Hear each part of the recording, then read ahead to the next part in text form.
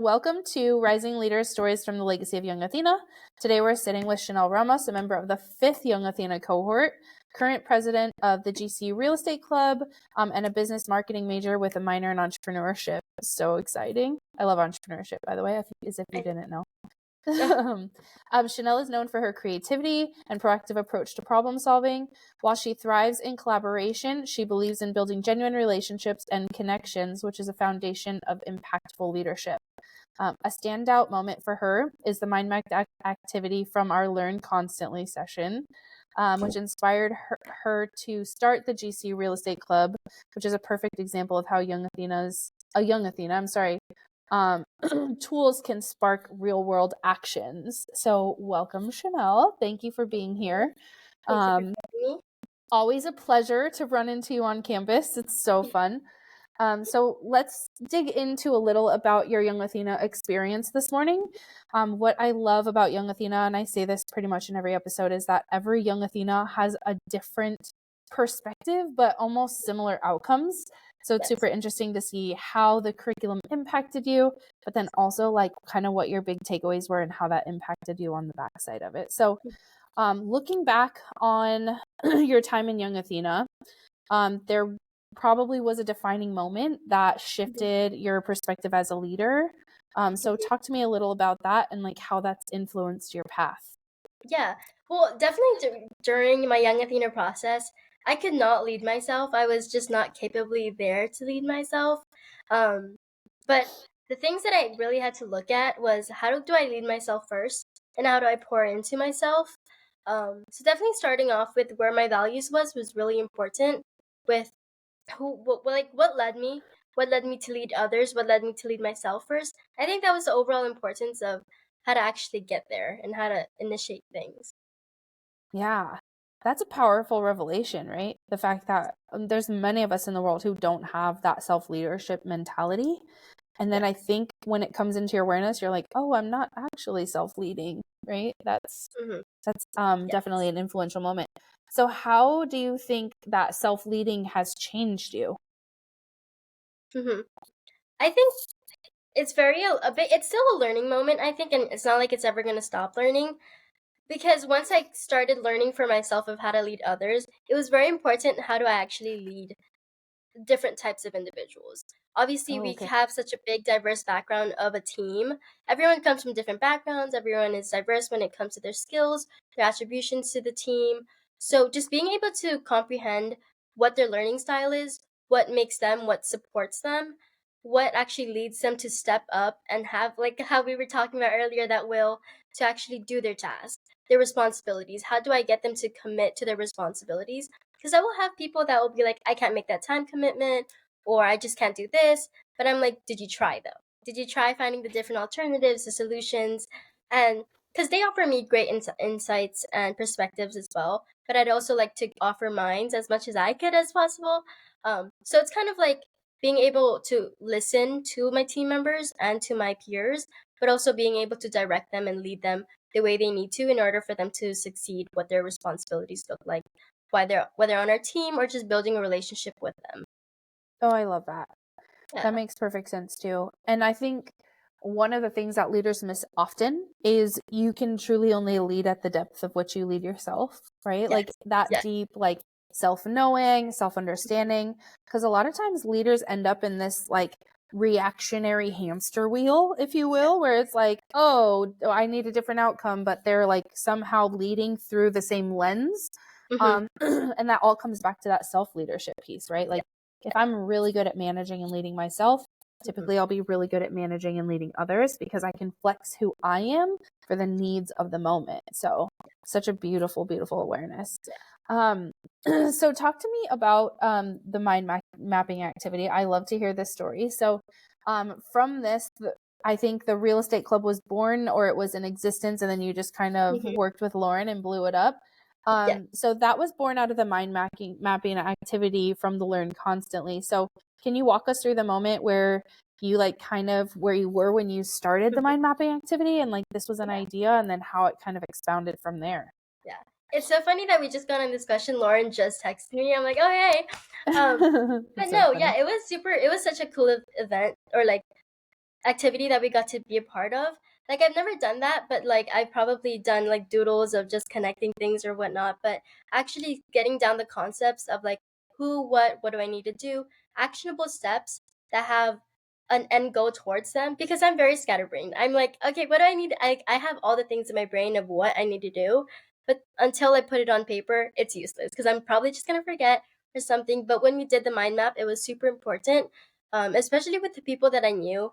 I was a sophomore at the time, so relationships were very intimidating, let alone like relationships that are in my network. So people that are professionals, people that have CEO titles, people that are way beyond my comprehensional needs of like what do you actually do. Um, so I think the most important part was the people. So what I did was I went on LinkedIn. I started off in LinkedIn. I was like, okay, there's probably professionals here, because I've had former, let's say, experience with real estate back at home, but I've never actually delved into real estate here on campus, let alone in Phoenix. And yet everyone just talks about how there's such great real estate in Phoenix, like the development. And I'm like where do I start? Like there's just so many. So I started off with LinkedIn, wanted to get some connections. I really wanted the 500 connections. However, I realized that's a bit too much, and I really wanted to value who I was adding my network to. So I started off with some professors. Lots of students would like the professor's posts and stuff like that. So I started off with that. And I just started keeping going, and I was like, okay, let me just connect all the people and all the people that I had initially on my mind map. And at first it was very vague. It was like, okay, professors, students, we'll say professionals, but I didn't necessarily knew who they were. Until I started going on LinkedIn, started adding professors. And there was actually a professor that I added specifically who actually posted it on behalf of Lauren. And it was just like a Google form that we had out. They're like looking for board members, like we'd like to see anyone get involved. And there was just multiple roles open. So I was like, okay, I'm doing this. Like this is what I wanted to do. And I've always wanted to have like a real estate club on campus because it was just something that I ideally would love to get into, especially in the career fields, but also just there's like a whole bunch of people, especially in finance and econ, in those realms that are like, oh yeah, I want to do real estate or I want to get my real estate license. And initially, that's where I wanted to be with other people who were interested in real estate. So started off there, met with Lauren and some Chick-fil-A. We're like, hey, like let's meet up. And I was like, okay. Like after I submitted a whole Google form about like what any role was, I texted Lauren. I was like, hey, like any role that you have, got it. Marketing, real estate, like anything. Like just I just wanted to be a part of something greater than me for once. So I wanted to really delve into that in any way that I could. So we met up at Chick-fil-A, just talked over, got to know her. And from there, Lauren was a connection that I needed in order to see this vision come to life. And together with her, it was capable. Like she had the connections that I needed to know. And I had like that leadership that I could offer her in order to add value to this club, this idea. And that's where it is today. So it's just been really nice to see where her skills came in and where my skills came in, but also the team that we've been developing to enhance like the club to the max of its abilities. I love this so much. Okay, because you started, it was just you and Lauren initially, right? As like kind of sitting officers or founders, right? So it was initially me, Lauren, and then there was another girl, Emma. Emma. So, yeah. Okay. Which Emma? There's lots of Emmas there. I know. Sorry, Emma Vandal. So she's Oh, our okay. she was formerly our secretary, and then we also had two other guys who then dropped to their other responsibilities. So when we first initiated our meeting, that's why it was just me, Lauren, and Emma. That's it. Yeah. Oh, that's wild. I love this. Okay, but now how many, like, I would say, like, people have positions or volunteer positions in your club? We have about 11 of them. So from 3 to 11. And all of them have like specific responsibilities towards like the club operations, yeah? Yeah. Oh, I love this so much. Okay, Well, and then we just expanded it go to ahead. 12 now because I was just on the phone yesterday, and one of this connections that we've had to a student who got a student leadership role or like a whole job through development. He pitched this idea for creating a market research analysis similar to like the investment fund that we have here on campus, but more so for residential and commercial, where students can do research and pitch to investors. So that's something that we're developing at the moment right now as well. So. Wow, that's powerful. Yes, Yeah. it's a lot. Offline, remind me to connect you to my sister. Okay. I'd love to. Yeah. She lives in the creative finance space and works for one of a very well-renowned, a big name investor called Pace Morby. I don't know if you've ever heard of him, but anyway, Pace does creative financing, and my sister works directly on his team. So that might be a cool thing. That'd be a great. Yay. Yeah. Because we know if you want to go fast, go alone, but if you want to go far, go together, right? That's our Athena motto. So that's one thing that we always hold tried and true, is that abundance is real. And the more that you give and support and love on each other, the faster things go, right? So in that aspect, tell me how many members you have. We have about 180 of our members signed up into our membership system at the moment. So isn't that so cool? So from you and Lauren and Emma, this Chick-fil-A, right, introductory meeting, this like idea being tossed across the table, to now spring of 2025 to 180 members, right? And you're a junior this year, right? You're finishing I'm a senior, yeah. So I'll be graduating in the fall. You're graduating. Oh, in the fall, next semester. Yeah. Oh my gosh, that's so exciting. Okay. I'm so happy for you. Okay, so on that aspect, so starting a club from ground up, right? No small feat. That's definitely something that takes some grit and some time and investment. And knowing that all of this is a club, right? So it's not paid, right? It's basically all volunteer work as a club and a club leader. So what do you think was the biggest challenge you had to overcome personally? And then also, what leadership skills have you had to exhibit along the way? Yeah, I would definitely say flexibility and just being able to manage my time. Going back to the values, and values is such a big pillar to me now, because my number one was always peace. And so I always really needed to balance my time when it came to the things that I needed to do for the club. Obviously, it is volunteer, so I'm putting my time and efforts outside of work and school to put in my efforts towards this. But yeah, it was really all into just getting into the balance of, not balance, but more so prioritizations of when do I actually have time. And I think that goes for everyone in the club as well. It's like, when do we actually have time to come together, come to a meeting, and actually attain that skill of timeliness for us to actually be like, okay, we need to find a time to meet, discuss this, and all of that. So it's been really important within my skills to just be flexible with everyone, but also that communication thing of just being able to communicate. But it's also been really hard for me to actually give advice and actually be that person to be confrontational and give advice for being able to tell them, hey, like, on this next time when you get to this, maybe we can work on this, maybe we can improve on this, here's a little pointer. So definitely giving feedback has been really one of the challenging things, and being able to kind of improvise with what needs to be changed or some challenges that we may face. So that was one of the big ones that I faced as a skill. But definitely being able to build that relationship and have it be open has been a skill that I've picked up, especially with building the relationships with the people that I bring on. They're able to give me criticism and feedback and say no to me. Meanwhile, they can do the same, vice versa. So it's a relationship that's open. It's a relationship that's able to be built upon, because we're all open. We're all open to taking feedback from one another, and we don't take it in any harsh way. But more so, it's just like, we want to grow this, we want to grow you, so we're pouring into one another, which has been super nice. And these skills are just very important, because I've never really looked into it, because it was like, okay, I'm probably, like, I thought Lauren had more time with me for like this first year. But no, it was very hard, because that was one of the challenges that I looked into. I was like, how do I actually fulfill her role? And this concept of being the president for a club, like, the highest role that I probably had was like a secretary. So navigating this new world of leadership, internal relations, I think that was one of the biggest challenges for me as well. Was there was just so many organizations that go into the club, let alone building relationships with GCU clubs. So that was one of the biggest challenges, is like, what do I need to do? What steps? How do I actually book a room? That was one of the hardest things. I'm like, what am I doing? And I thought it was like one of the roles that I needed to do as a vice president.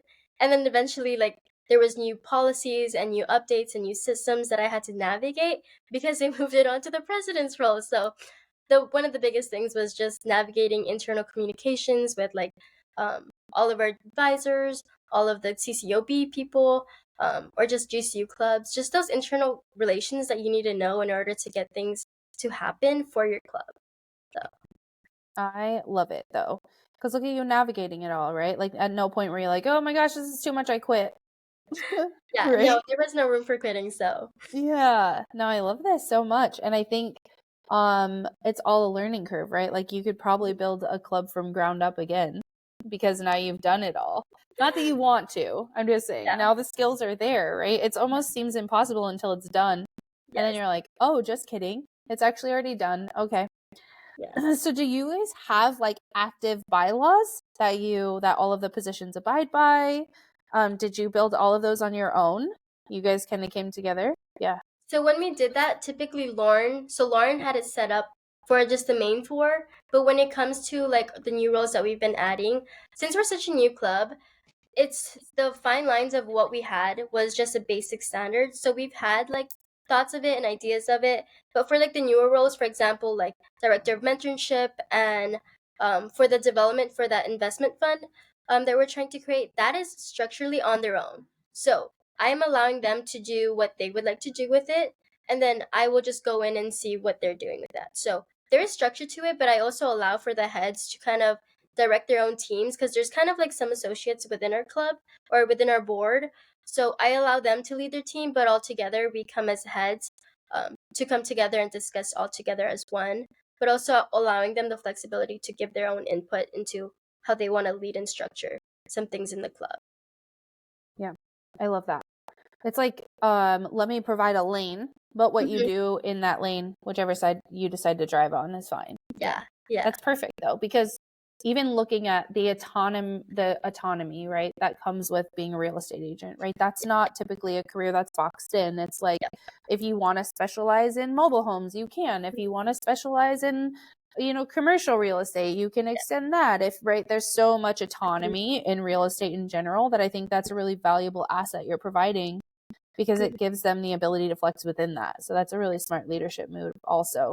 And then also when you enable humans, and you know this from your class, right? When you enable humans to actually thrive in the space that they love, they do miraculous things, right?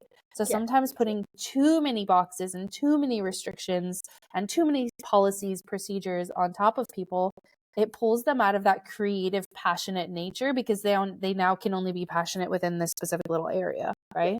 yeah. So yeah, that managing and that organizational behavior class that you're in right now, I'm sure is going to Mhm. teach you a lot about it. But Yeah, you're definitely onto something there because you're even mirroring what it would look like if they graduated from GCU and were like, hey, I'm going to go do real estate full time. Well, there's yeah, already that autonomous nature of yeah, what you've created as club responsibilities that will also feed into them being able to lead themselves outside of it. yeah. Yeah. Have you done core values with any of them yet? No, I haven't actually. Oh, that might be a fun club thing to do. It would So, be. yeah, because when most people sell from their values, Uh-huh. and they'll end up in conflict with clients from their values. So that's something Yeah. that I teach in small business strategic planning. When I do it, we learn behaviors and then we also do their values because their values are where their yeses and their nos come from. Like I was working with a nutritionist Uh-huh. who was like very committed to changing people's lives. And Mhm. she was her one of her core values was discipline.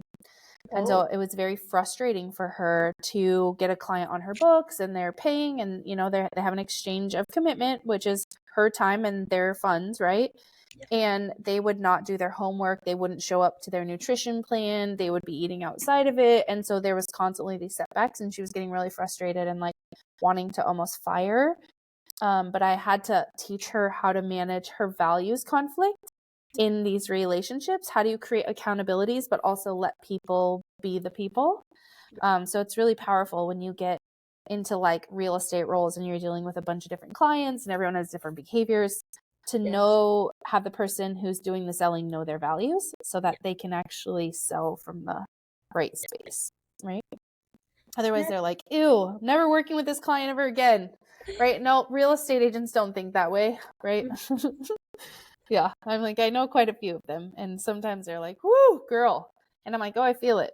Yeah, it's No, hard, I but now that you brought that up, I remember getting connected to Patricia, I think. uh huh. She was I believe she was on the panel when we had our networking or collaboration. Yeah. Like when I was in the Young Athena, and I remember just going up to her and I'm like, hey, like, and she gave me some of her insights as being an agent. So yeah, it was. I just remember that. So Yeah. She's still around if you need her. I She's love that. like one of my favorite aunties of all time. Oh, So she adopted me a long time ago. We worked together at Western International University when I was very young. oh, And she was a project manager there, and I worked in faculty services. And so we like ate lunch together and all of that. And then I introduced her to my mom, and then they've been friends ever since. So that's always a running joke of my mom and I, is that she, my auntie Patricia, was mine first, and then my mom stole her. That's our like running joke. But yeah, she's, I mean, very well respected, very renowned project manager in her career, and then has now retired out of that and is like, oh, what do I want to do? And found a passion and a love for real estate, and like found her lane, and is like happily in her lane, just doing her thing, which is really powerful. So, so I love that, because it just shows that like even entrepreneurship is there all the time, right? You don't have to like be in your 20s and an entrepreneur, or be in your 30s and an entrepreneur, right? You could be like my kids all the time. Like, listen, my daughter was like, oh, I found all my earring materials when I was selling earrings. And I was like, so start selling earrings again. And she's like, oh. I'm like, yeah, like just because you stop doesn't mean you can never do it again. yes. But even my kids are very entrepreneurial. They trick or treat at Halloween, not to eat candy, but to sell their candy at school. That is so funny. Yeah. And I'm like, I know I'm the problem. I'm aware that I have taught my kids to be entrepreneurial. But yeah, that's a thing. That is So amazing. yeah. You That's know, so that's, funny. I really like that you mentioned that because my mom, that's how I literally grew up in business. My mom had her own business. So I would be there helping her and I would be just talking to customers all the time. So just having the entrepreneurial background or just like parents that pour into you, like just like endlessly because it's just like, oh here, this is your role, like this is how you help. So ever since I grew up in that field with that mindset, like connecting with people, talking to people. I think it just overall helps, like who I am today. Because now I just like can't stop. Like I had that phase where I just like didn't like associate or like socialize with people. But now that I'm older, I'm like, why did I stop talking to people so much? Like why don't I just go up to people and talk? So definitely like having that background and just pouring into your kids like that, I think is always amazing. Because looking back now, I'm just like, okay, I'm gonna go do this, and like my mom looks at me, she goes, oh my god, like she just talks to everyone now.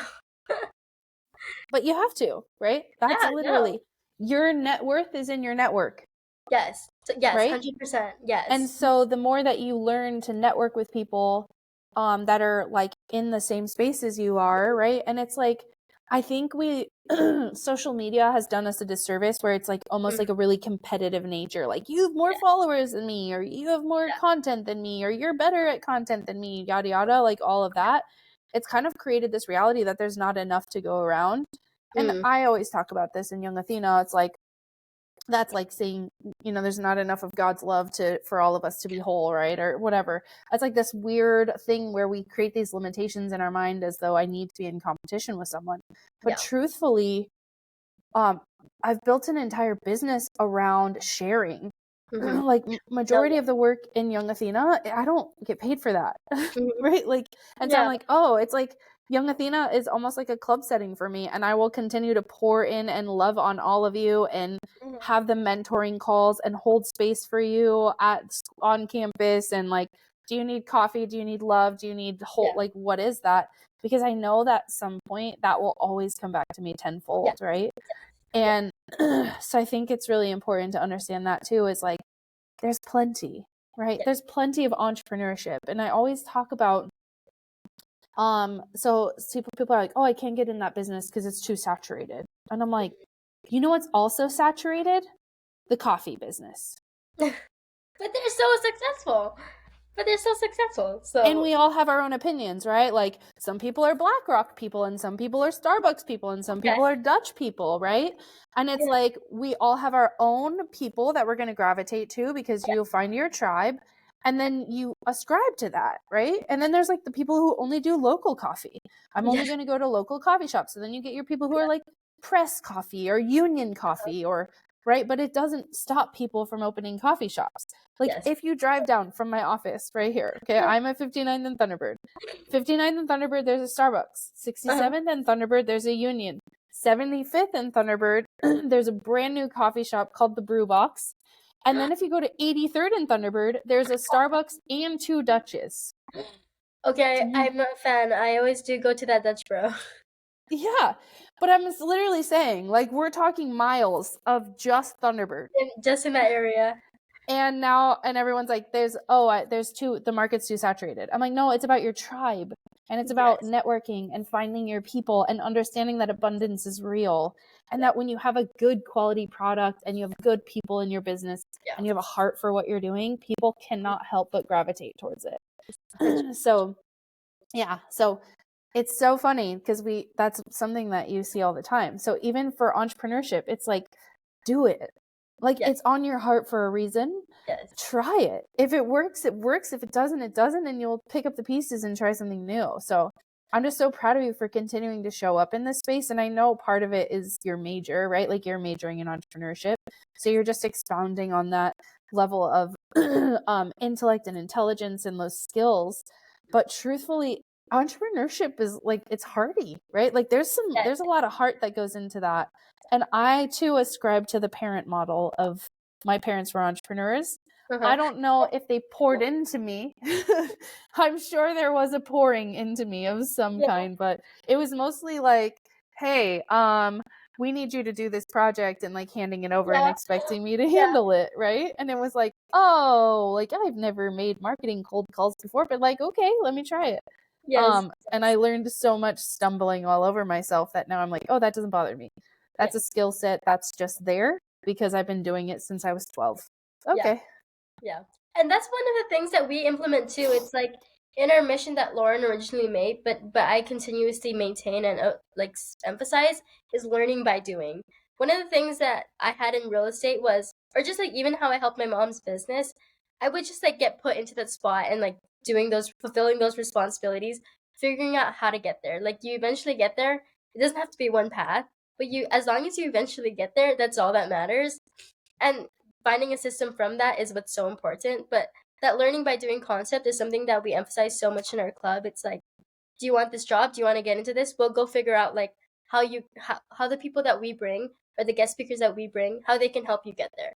And I think that's just the biggest concept is like, but it's the best way to learn. It's just like, you may not know, you may have gotten that job that you may not be fully 100% that you can fulfill, but you eventually fulfill it because of the learning steps that you are willing to take, because you're just doing it and you're just continuously going, that you eventually learn it. Like, it's just plugging yourself in and just getting started is the hardest part, honestly. Yeah.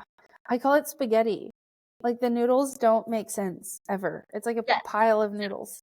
But then at some point you're like, dang, this is a meal. And I know how to do all of it, right? Yeah. But sometimes you're just looking at one noodle and you're like, oh my God, the end of that is so far away. Like, how am I even going to get there? And then pretty soon you get there and you're like, oh, okay, another noodle. Let's figure this out. And another one. And then pretty soon you got a beautiful bowl of pasta and you're like, oh, okay, I got this. Yeah. What's next, right? So that's the other thing too that's important in entrepreneurship, I think. And we teach in Young Athena is that celebration piece. Yes. Right? Because when you're naturally entrepreneurial, there's a part of it that's like, oh, what's next? Yeah. Right? And then you're like, oh, just kidding. Let me celebrate the fact that I've built a real estate club on campus with my peers and we have 180 members. Yeah. Like that's a celebratory thing, right? But then sometimes you're just in the thick of doing all the things that you forget to be like, oh, look at how far we've come. Yeah. Yeah. I think that is like one of the things that I've been also trying to implement. It's like, even just looking back at your day and what you've accomplished, especially on a busy day.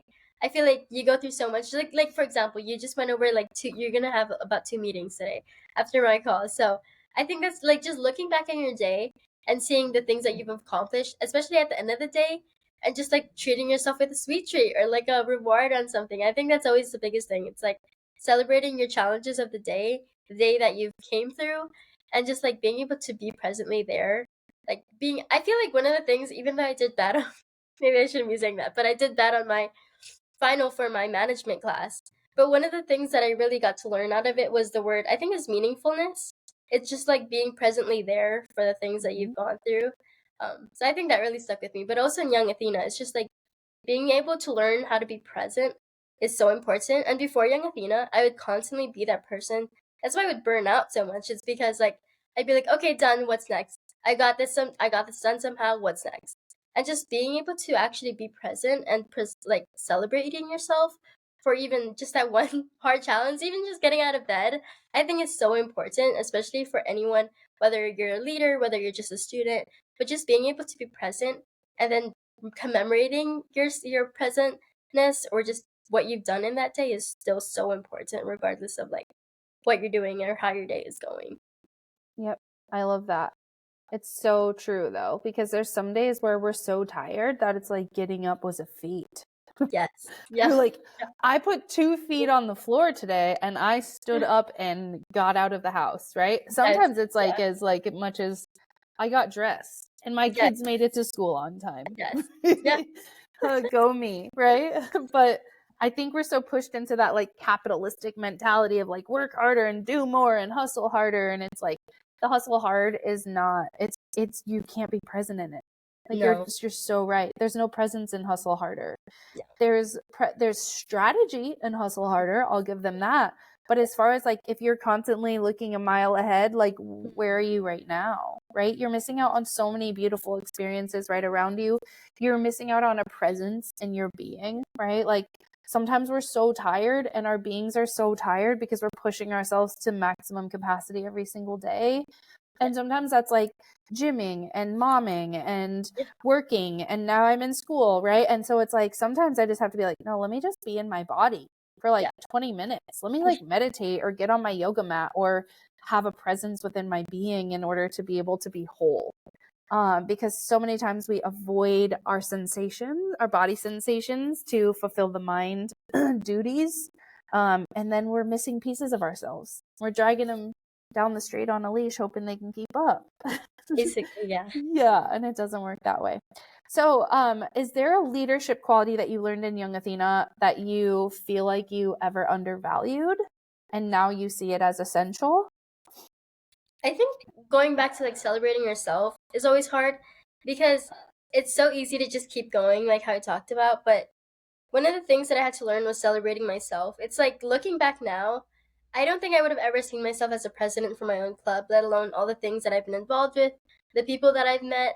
So being able to celebrate myself was really one of the most important ones because I never would make time to celebrate myself, let alone be meaningful with my time. Because I'm always there to be like, how can I help you? How can I help you? Like, what can I do for you? But I just never, let alone, celebrated my own like things that I've gone through, let alone like the personal growth, especially when it comes to myself or how it comes to the steps that I've gone through or the things that I had to go through in order to get to the point that I am in life right now, which I think is so nice because I'm like, well, another concept of moving myself up the stairs and who I am, like, wow, that's so nice to like get through all those trials and tribulations and actually be presently like and celebrating myself. It's so nice to just reflect back and all the things that I did do and like looking back and be like, wow, you got through that. Like that's amazing. And you don't really recognize it until you actually look back at that. Yeah, so true. Because we do a lot of bypassing, huh? Where it's like, oh, let me just bypass that, or let me just bypass that, or right? Or this is what I'm supposed to be doing, or I should be doing, right? And we should on ourselves, and then we end up not in that level of presence. Yeah, that's powerful. So, in the Young Athena program, right? We have our group learning, which is our weekly sessions, and then you have your peer group, and then you have your individual learning, which is typically like your reading or if there's videos to watch, things like that. So, in your Young Athena experience, was there like a conversation or a quote or like any like conversations with your ambassador, your mentor in the program that had like a lasting impact on you that you still use today? I love that you mentioned that because I did not like reading, but it was because I was reading the wrong type of books. I thought I would be reading like fictional, but I just didn't have the imagination for it. But when I started reading Young Athena, it was transformational. I loved what I was reading, the things that I should be reading, So now whenever I look at books, you see my book stack over there, it's all the things that I want to be learning now. But yeah, there is a quote that I got from Young Athena's book. The one that I just previously reread was the collaboration one, and it was, um, you can't accomplish by just doing things alone. I think it was. It was from Dinah. But the other one that I was telling my mentor before was, um, life doesn't have to be a racetrack. It can be a garden bed or something like that. I think it's Oh, something like that. But yeah. a Like a garden. garden path, I think it is, right? Yes, I Yeah. think it is that. Yeah. Yeah. So like you don't have to go fast and hard. Like you can stop and like look at the flowers along the way. Yes. Yeah. Oh, I love that. That's super powerful. But it is true because we're trying to like race to the finish line, right? Yeah. Even in graduation, it's like there's so many of you that I work with that are like, oh, I'm double majoring and I'm double this and I'm taking 16 to 20 credit hours a semester and then also being president of a club and it does feel like that it's a racetrack sometimes, right? And then you're like, wait a minute, this is a garden I'm planting. What do I want it to look like, right? What do I want these blossoms? What flowers do I want to go here? And then how do I witness them in all of their glory? Right. I know. I think it was like so nice because I think it was one of Abrielle's favorite quote too. But like our mentor group, I loved our mentor group. Like we would always play Stuff Love. It was like this card game. And we would just go through questions and it was so nice to just open discussions with. So it was always nice to get to know the girls. Um I still connect with Elise. It was Elise, Danielle, and Abrielle was one of our top ones. But no, it was our mentor group. I loved it so much. Like I look forward to it every 9 o'clock in the morning, Wednesdays, I believe. But it was just so nice to just connect with everyone and get to know everyone like on a deeper level. Like, what's your challenges? What's holding you down? This is what's holding me down. Like, what's it was such an open and vulnerable space that I was like, this is what it means to have like valuable relationships and people that you can lean on and people you can talk to. So it was very beneficial to just hear other perspectives as well. Yeah. I think that's what makes it so special too is we encourage that depth, but it's almost hard to create that depth on your own. So we kind of create a space where that depth naturally comes just merely by the topics you're discussing with each other. But yeah, no, that's super powerful. It's so great.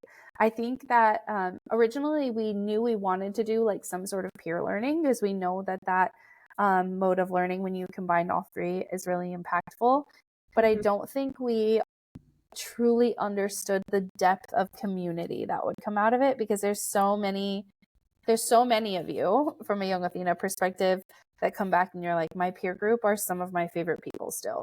Yes. Or they have best friends that they've had for years now that they're in deep connection with. And it's like from 7 cohorts ago of Young Athena. But even then, like, Ashley did Young Athena 3 times and like now works for me on the side. And so it's one of those things that it's like, it's always about that community and having depth and knowing that all of you are going out in the world and like that's what you require now, right? That like reciprocity of I know what real friendships and depth in relationship looks like and now I can have that as my foundation of a requirement for my life. And that's such an empowered state to come from a relationship perspective. And there's so many of you that I think have aha moments in that of like, oh, I don't have to be in competition with women. I can have space held for me and have safe space held for me by other women and it be meaningful and I'm never exploited in it and there's nothing they're ever going to say or do or like fire back at me with that information. It's like I'm beautifully held and loved in all of it, and whether it's messy or clean or dysfunctional or whatever that is, it's like, no, we're here for you, we got you. Right?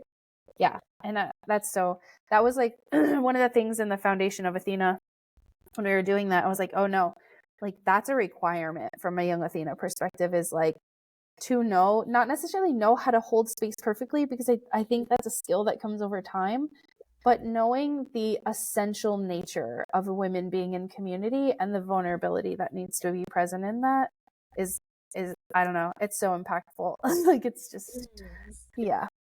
I know. And Abrielle, shout out to her. She's in Tucson now, like living her best life. I follow her on LinkedIn and it's like, Yeah, so great. Yeah, so proud of her too. Like you all in my heart, I like look back and I'm like, oh, like I can't. I'm just overly proud of every single one of you for all the like beautiful work you're doing in the world. And I get to be a part of that journey, like a tiny seed in like the grand scheme of what Shaneille Ramos's life is going to be like forever. And like what a freaking honor. Seriously. Okay, so I think I want to wrap up because we're at the 40-minute space. So yeah, already. We're really good at this actually. But yeah, so I want to just wrap up in kind of your thoughts on leadership. So you've built an incredible network, right? Like now you're very well vested in this network. You're in the honors college, you're in your club, you're in so many other things as well. So you've built this network. So if there's someone in the world that feels intimidated, right? Maybe they didn't have entrepreneurial parents like us and it's not networking isn't a skill set, but like if they feel intimidated about it, what's like a simple action or step that they can take from your perspective to help them start building genuine connections? I'd say just learn, like, starting off with your friends, learning how to build connections with them. I feel like when it comes to networking, for me now, it's really just all about like, how is your day? What do you do? Like, why are you at this event? Building that relationship before anything transactional, I think, is always important. And obviously, not coming from an entrepreneurial background shouldn't stop you from being able to network with anyone. And I think it's just so important to just start off with the little things. If you can get yourself out there, start off with smaller communities before you build out to bigger ones. Just start there. Whatever you're comfortable with, but also that comfortableness has to eventually lead to being uncomfortable. And if you're not willing to put yourself in uncomfortable situations, you're not going to grow from it. And I think it's really like a mentality shift when it comes to your mindset, because you can stick in your small little community where you feel comfortable, but if you want to be something greater than that, like if you want to grow your network, you want to have a job, I think it's all about just putting yourself in uncomfortable situations, because the more uncomfortable situations you face and the more times you do it, eventually that's just gonna become comfortable. And even for me, like now, going up to individuals that are like CEOs or people, like for example, like having to ask for help or even just like reaching out is still very intimidating for me. But like ever since I've had this role, I've pushed myself. So just pushing yourself to these uncomfortable situations to make yourself feel more comfortable, even if it's like smaller situations, smaller groups, and that helps. Anything that helps you get there is one step closer to where you want to be. Like anything small helps. Like you just need to get there, put yourself out there, and have the willingness to.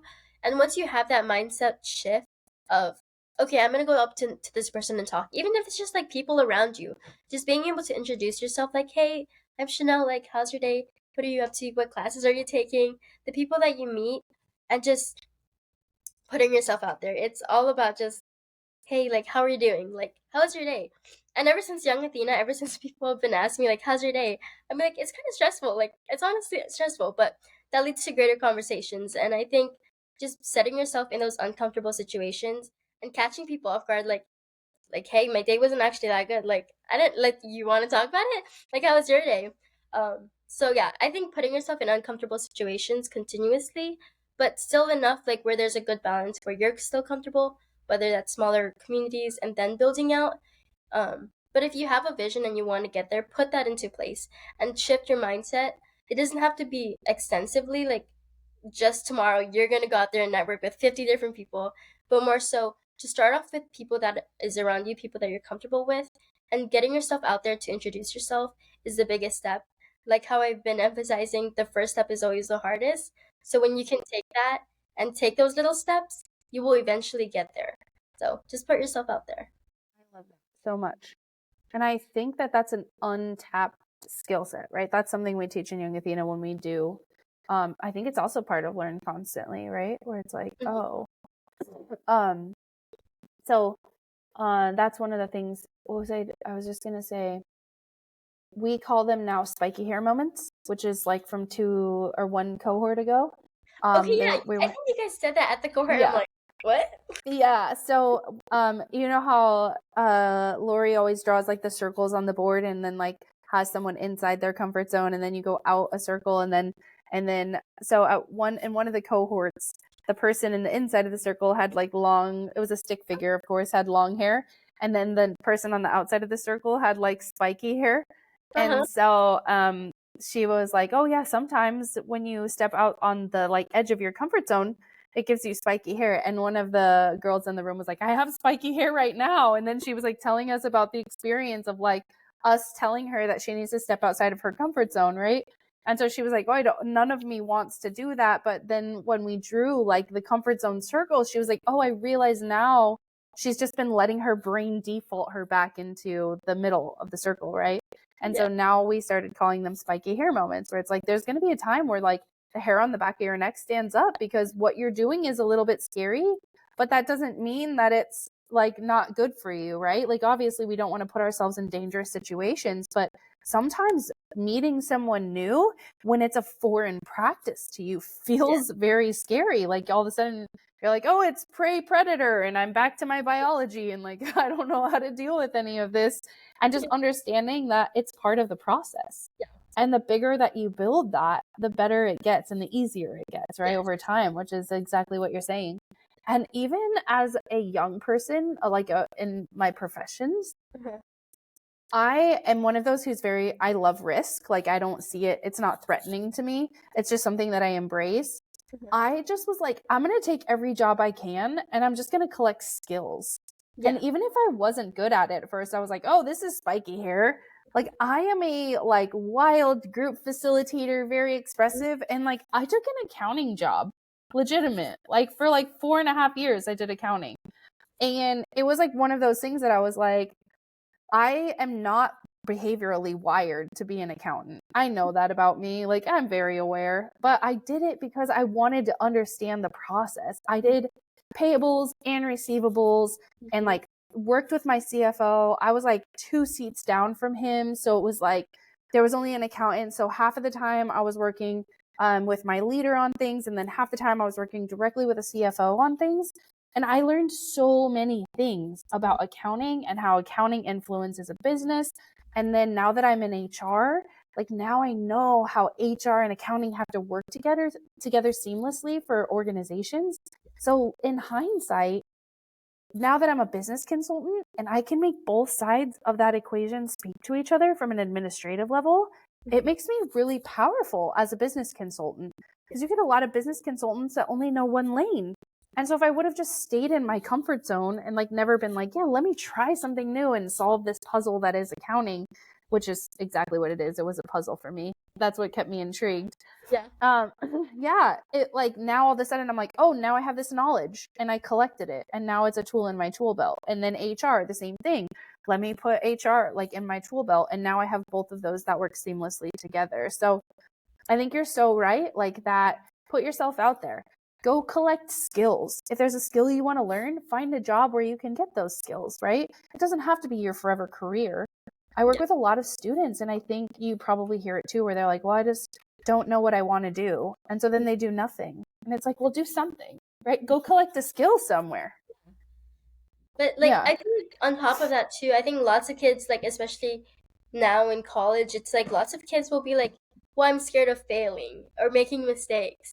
But it's like you just have to try it. Like you just need to start with one thing and just go out there and try it. Like if you're gonna do anything, at least do something. Like how you just mentioned. And it's just so important to just be like, you're probably gonna fail, but you're probably just gonna learn out of it. You're gonna have an oopsie.